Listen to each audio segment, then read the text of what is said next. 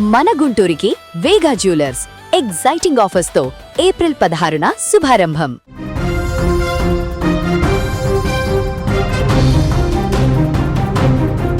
పశ్చిమాసియాలో రగులుతున్న అగ్నిపర్వతం ఇప్పుడు సరికొత్త మలుపు తిరిగింది. నివురుగప్పిన నిప్పులా ఉన్న హార్ముజ్ జలసంధిలోకి ఇప్పుడు డ్రాగన్ ఎంట్రీ ఇచ్చింది. ఇన్నాళ్లు ఆధిపత్యం చెలాయించొచ్చు, ఇరాన్ను ఒంటరి చేసి వేటాడొచ్చు అనుకున్న అమెరికాకు కలలో కూడా ఊహించని షాక్ తగిలింది. దెబ్బకు దిమ్మ తిరిగిపోయేలా అగ్రరాజ్యానికి చైనా పవర్ఫుల్ వార్నింగ్ ఇచ్చింది. మా వ్యవహారాల్లో తలదూర్చితే రక్తం ఏరులై పారుతోంది, మా వాణిజ్యాన్ని అడ్డుకుంటే సముద్రం అగ్నిగుండంగా మారుతుంది అన్న రేంజ్లో బీజింగ్ గర్జించింది. ఒకవైపు ఆయుధాలు, మరోవైపు హెచ్చరికలు. అసలు హార్ముజ్లో ఏం జరుగుతోంది? మూడో ప్రపంచ యుద్ధానికి ఇక్కడే పునాది పడుతోందా అనేలా ఉంది పశ్చిమాసియాలో ఉద్రిక్తతలు. రైట్కి ఇదే అంశానికి సంబంధించి మరింత సమాచారాన్ని మా బ్యూరో చీఫ్ విజయ్ అందిస్తారు. విజయ్, అమెరికాకు వార్నింగ్ ఇచ్చిన చైనా దీన్ని ఎలా చూడొచ్చు? డీటెయిల్స్ ఏంటి? పశ్చిమాసియాలో జరుగుతున్నటువంటి యుద్ధం అంతా కూడా కేవలం ఇరాన్, అమెరికా, ఇజ్రాయెల్ అలాగే పశ్చిమాసియాలో ఉన్నటువంటి గల్ఫ్ కంట్రీస్ వరకే పరిమితమైంది. ఇప్పుడు తాజాగా ప్రస్తుతం చైనా ఇచ్చినటువంటి statement, China defence minister admiral Dong Jun అనేటువంటి మినిస్టర్ ఒక స్టేట్మెంట్ తాజాగా ఇచ్చారు. అది నేరుగా అమెరికాను కౌంటర్ చేస్తూ ఇచ్చినటువంటి స్టేట్మెంట్. అంటే అమెరికా ఏమనిందంటే ఇరాన్ నుంచి వచ్చేటువంటి షిప్స్ ఏదైతే ఉన్నాయో, అంటే స్ట్రైట్ ని మేము దిగ్బంధనం చేస్తాము, అక్కడి నుంచి అంటే ఇరాన్ నుంచి ఎగుమతులు కానీ దిగుమతులు కానీ చేసుకునేటువంటి ఏ దేశాలకు సంబంధించినటువంటి షిప్స్ కూడా వాటిని పేల్ చేస్తాం. సో స్ట్రైట్ ఆఫ్ హార్ముజ్ ని ఇరాన్ కు సంబంధించినటువంటి షిప్స్ ఏవి కూడా బయటకు దాటకూడదు అంటూ ఇప్పటికే ట్రంప్ ఒక స్టేట్మెంట్ ఇచ్చాడు.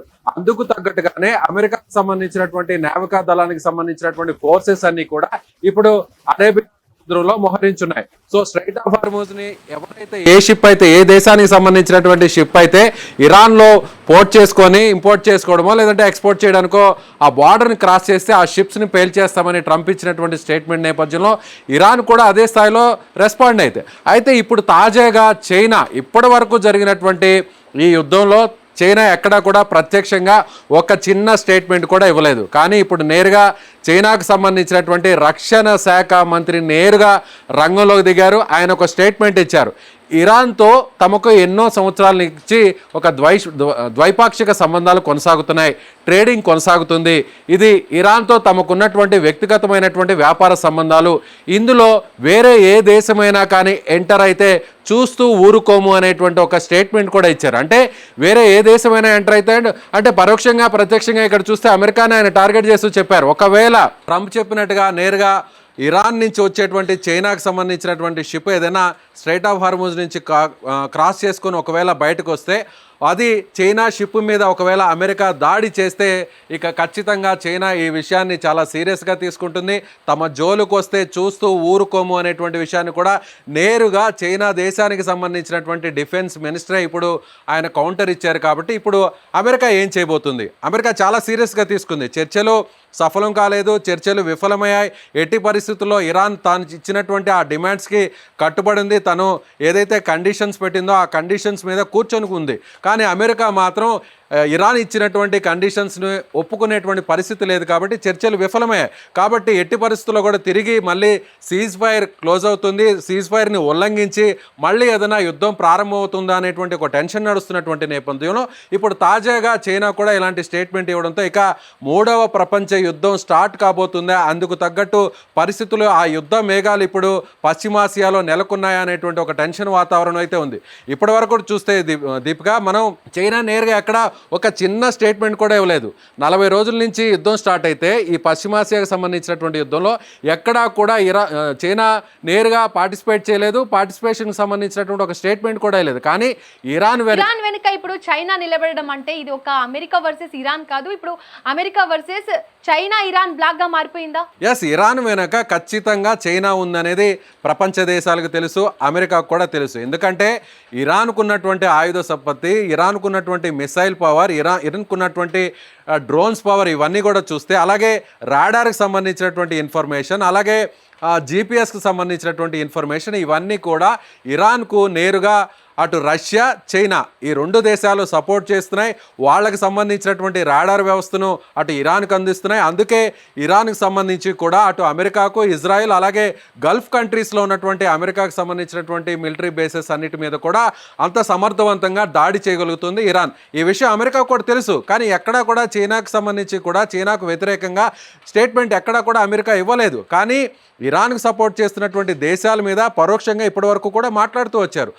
అదేవిధంగా చైనాను కూడా నేరుగా రంగంలోకి దిగాలి, శాంతి చర్చలకు చైనా కూడా ముందుకు రావాలి, ఇరాన్తో జరుగుతున్నటువంటి యుద్ధాన్ని ఆపడానికి చైనా కూడా చొరవ తీసుకోవాలనేటువంటి ఒక స్టేట్మెంట్ని ట్రంప్ ఇచ్చారు. అయినా కూడా ఎక్కడ చైనా మీద దీని మీద పెద్దగా స్పందించలేదు. కానీ చైనా ఒక మాట చెప్పింది, ఎలా అయినా సరే పశ్చిమాసియాలో యుద్ధం తగ్గించడం కోసం, యుద్ధం ఆగి శాంతి పరిస్థితులు రావడం కోసం తమ పరంగా తాము చేయాల్సినటువంటి ప్రయత్నాలు కూడా చేస్తాము అనేటువంటి ఒక చిన్న స్టేట్మెంట్ మాత్రమే ఇచ్చింది. కానీ ఇప్పుడు చైనా ఎక్కడైనా కూడా చూస్తే దీపిక ఒక విషయాన్ని చెప్పాలి. ఇప్పుడు రష్యా ఉక్రెయిన్ కావచ్చు, అదేవిధంగా ఇండియా పాకిస్తాన్కి సంబంధించినటువంటి వార్ కావచ్చు, అలాగే ప్రస్తుతం ఇప్పుడు అమెరికా వర్సెస్ ఇరాన్ మధ్య జరుగుతున్నటువంటి వార్ కావచ్చు, వీటిలో ఆ దేశాలతో చైనాకు నేరుగా సంబంధాలు ఉన్నాయి. రష్యా వర్సెస్ ఉక్రెయిన్ వార్లో రష్యా చైనా మధ్య స్నేహ సంబంధాలు చాలా స్పష్టంగా కొనసాగుతున్నాయి. అదేవిధంగా ఇండియా వర్సెస్ పాకిస్తాన్లో జరిగినటువంటి అప్పుడు ఆపరేషన్ సింధూర్ టైంలో కూడా చైనాకు చాలా స్పష్టమైనటువంటి దేశం, మిత్రదేశంగా ఉన్నటువంటి దేశం పాకిస్తాన్ ఇండియా మధ్య జరుగుతున్నటువంటి వార్లో కానీ ఇప్పుడు ప్రస్తుతం అమెరికా వర్సెస్ ఇరాన్ మధ్య జరుగుతున్నటువంటి వార్లో కూడా ఎక్కడా చైనా నేరుగా పార్టిసిపేట్ చేయలేదు. ఒకవేళ పరోక్షంగా ఏదైనా సహకారం అందించినా కూడా ఎక్కడా ఓపెన్ స్టేట్మెంట్ అయితే ఇవ్వలేదు. కానీ ఫస్ట్ టైం ఇప్పుడు చైనా ఒక ఓపెన్ స్టేట్మెంట్ ఇచ్చింది. అది కూడా ఒక ప్రతినిధిగానో లేకపోతే ఏదైనా ఒక అంబాసిడర్ గానో లేకపోతే ఏదైనా దౌత్య కార్యాలయాలకు సంబంధించినటువంటి అధికారో ఎవరో కూడా ఇవ్వలేదు. నేరుగా డిఫెన్స్ మినిస్టరే మాట్లాడారు. డిఫెన్స్ మినిస్టర్ మాట్లాడారు అంటే యుద్ధానికి సంబంధించినటువంటి చర్యల మీద ఒక కాషన్ ఇవ్వడం కోసం కావచ్చు, లేదంటే వేరే ప్రత్యర్థి దేశాలకు ఒక హెచ్చరిక ఇవ్వడం కోసం చేయడానికే ఇప్పుడు చైనా నేరుగా డిఫెన్స్ మినిస్టర్ని రంగంలో దించింది. అందుకు తగ్గట్టుగానే ఆయన ఒక స్టేట్మెంట్ ఇచ్చారు. అమెరికాకు నేరుగా కౌంటర్ ఇచ్చారు. తమ షిప్పుల జోలకి, తమ బిజినెస్ జోలకి ఎవరైనా ఎంటర్ అయితే తమ జోలికి వస్తే వాళ్ళని వదిలిపెట్టే ప్రసక్తే లేదు అనేటువంటి విషయాన్ని చాలా క్లారిటీగా ఇచ్చారు. ఒకవేళ అమెరికా కానీ చైనాకు సంబంధించినటువంటి షిప్స్ మీద దాడి చేస్తే ఇక చైనా ఈ యుద్ధంలోకి ఎంటర్ అవుతుంది. నేరుగా అమెరికా వర్సెస్ చైనాగా ఇప్పుడు వార్ మారేటువంటి అవకాశం ఉంది. దీపిక, విజయ్, అమెరికా ఇరాన్ వార్లో ఇప్పుడు చైనా ఎంట్రీ ఇచ్చింది. ఈ ఒక్క హార్మూజ్ జలసంధి కోసం ప్రపంచం మొత్తం ఫైర్లో పడే ప్రమాదం ఏమైనా ఉందా? ఎస్, ఆల్రెడీ ప్రస్తుతం నడుస్తుంది. అంటే ప్రపంచానికి సంబంధించినటువంటి 30% ఆయిల్ రవాణా అంతా కూడా 20 నుంచి 30% ఆయిల్ రవాణా అంతా కూడా స్ట్రైట్ ఆఫ్ హార్మూజ్ మీదుగానే జరుగుతుంది. అలాగే గల్ఫ్ కంట్రీస్ అన్నీ కూడా ఈ ఆయిల్ బిజినెస్ మీదే డిపెండ్ అయి ఉంటాయి. ఇప్పుడు ఆ ఆయిల్ బిజినెస్ అంతా కూడా సంక్షోభంలో పడిపోయింది. ఇప్పటికే అటు సీజ్ ఫైర్ అమల్లోకి వచ్చిందన్న వెంటనే దాదాపు $115-120 ఉన్నటువంటి బ్యారెల్ చమురు ధర ఇప్పుడు ప్రస్తుతానికి ఒక $95 వద్ద మెయింటైన్ అవుతుంది. అదే సీజ్ వైర్ మళ్ళీ క్లోజ్ అయ్యి మళ్ళీ ఒకవేళ యుద్ధం జరిగితే అందుకు తగ్గట్టుగా పరిస్థితులు కూడా ఇప్పుడు మోహరించి ఉన్నాయి. అందుకు తగ్గట్టుగానే ఇప్పుడు నేరుగా అమెరికా నేవీ కూడా ఎంటర్ అయింది. నేవీ దళాలన్నీ కూడా నేరుగా ఇప్పుడు అరేబియా సముద్రంలోకి ఎంటర్ అయ్యాయి. ఏ క్షణాన ఏం జరుగుతుంది, ఏ దాడి జరుగుతుంది అనేటువంటి ఒక టెన్షన్ ఉంది. అందుకు తగ్గట్టుగానే ఇప్పుడు చైనా కూడా ఈ వార్లోకి ఎంటర్ అయ్యేటువంటి పరిస్థితి కనిపిస్తుంది. అంటే ట్రంప్ తాను ఇచ్చినటువంటి మాట మీద నిలబడి ఉంటాడా? ముఖ్యంగా ఈ విషయాన్ని కూడా ఇక్కడ గమనించాలి.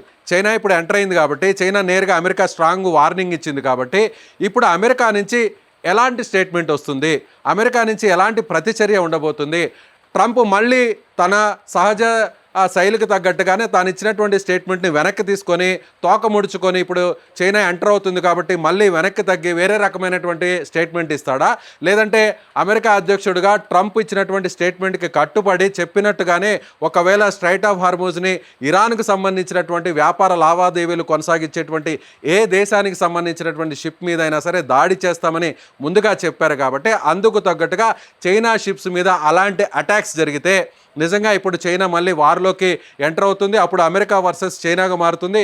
ఇక మూడవ ప్రపంచ యుద్ధం అనేటువంటిది స్టార్ట్ అవుతుంది అనేటువంటి పరిస్థితులు అయితే చాలా స్పష్టంగా కొనసాగుతాయని చెప్పొచ్చు. Deepika, right Vijay, thank you. మొత్తానికి పశ్చిమాసియాలో అగ్ని రేఖలు మరింతగా విస్తరిస్తున్నాయి. అమెరికా వేసిన ప్రతి అడుగుకు చైనా కౌంటర్ ఇస్తోంది. హార్మూజ్ జలసంధి ఇప్పుడు కేవలం సముద్ర మార్గం కాదు, సూపర్ పవర్స్ మధ్య సమర రంగంగా మారుతోంది. ఒకవైపు వార్నింగ్లు, మరోవైపు వార్షిప్స్. ప్రపంచం మొత్తం ఉత్కంఠగా చూస్తుంది. ఇది మాటల యుద్ధంతో ముగుస్తుందా లేక నిజంగానే గన్ ఫైర్ వరకు వెళ్తుందా వేచి చూడాల్సిందే.